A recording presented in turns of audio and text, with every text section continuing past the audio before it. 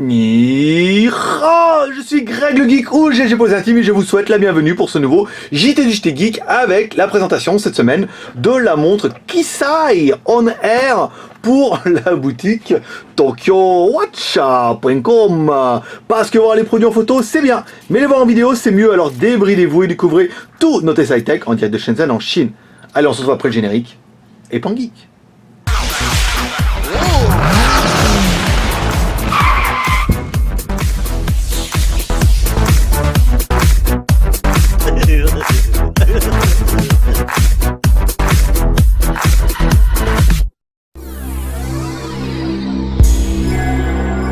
TokyoFlash.com.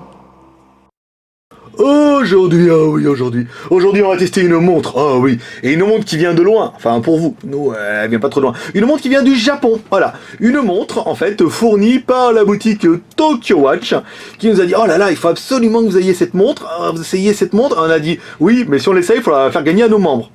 Ils ont dit, ok. Donc voilà, on vous présente la Kisai On Air, qui est une montre en fait LED. Alors c'est un peu compliqué à lire l'heure sur les montres à LED. Il faut, les gamins, il va falloir réapprendre à lire l'heure. Là par exemple, on voit que 41. Je sais pas si on va bien voir ici. Donc le 41 est sur le niveau du 3. Donc il est 3h41.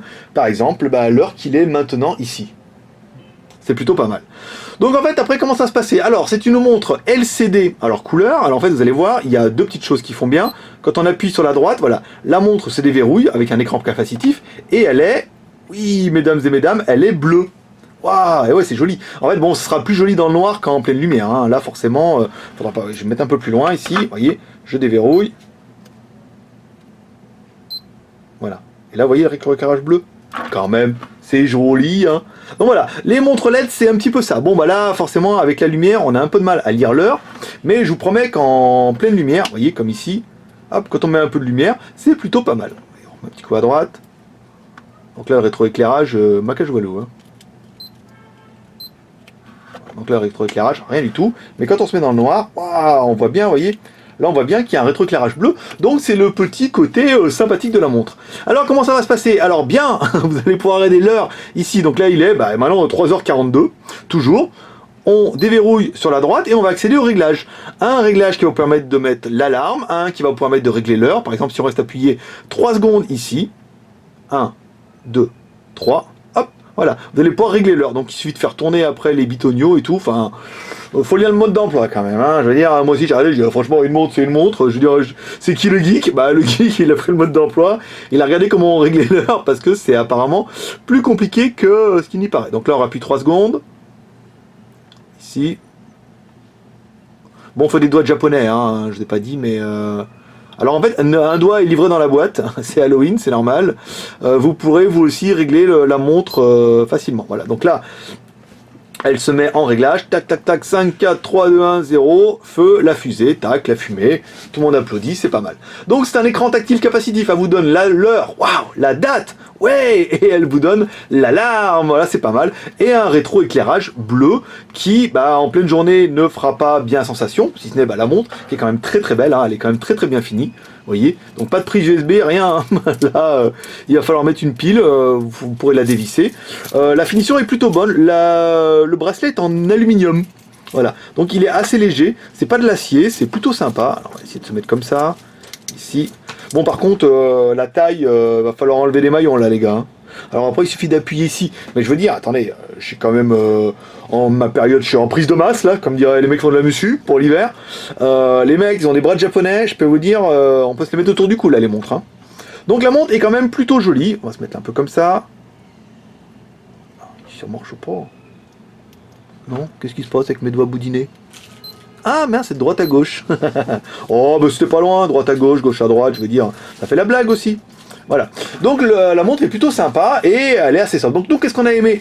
Eh ben, que c'est une montre en LCD LED, yeah, couleur, l'écran tactile capacitif, je le refais dans le noir, GG, voilà, ouais, oui, c'est de droite à gauche, je sais pas pourquoi je suis parti de gauche à droite, voilà, dans le noir, elle est quand même juste magnifique, en fait, simplement, elle donne l'heure, ouais, elle donne la date, ouais, et elle vous le réveille le matin, il y a une musique qui doit faire au moins pip, pip, pip, pip, pip, pip. Ah, c'est une montre japonaise, les gars, faut pas déconner. Elle est rétroéclairée.